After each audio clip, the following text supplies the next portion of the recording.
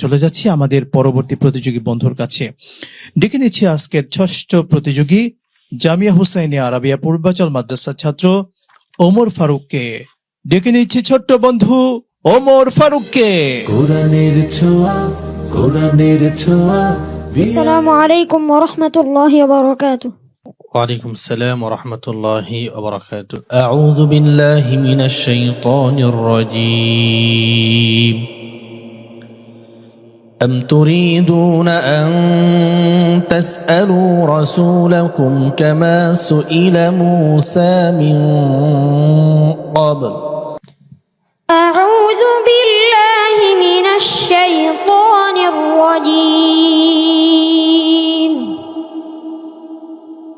بسم الله الرحمن الرحيم.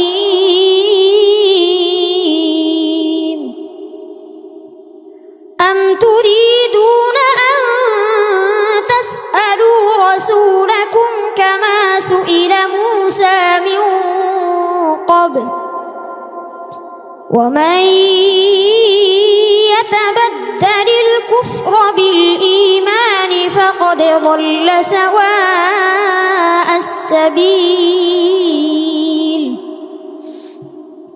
ود كثير من أهل الكتاب لو يردونكم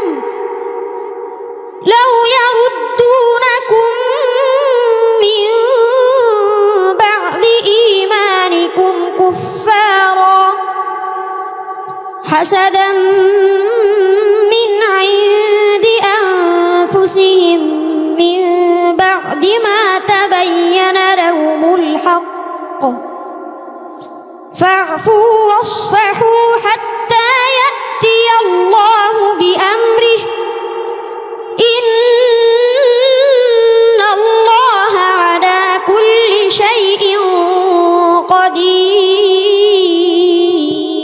حسبك. صدق الله العظيم.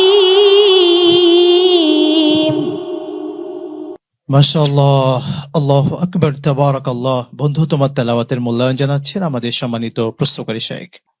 মাশাআল্লাহ, তেলাওয়াত সুন্দর হয়েছে, তবে তেলাওয়াতের ভিতরে আরো একটু মাধুর্যতা দরকার আছে।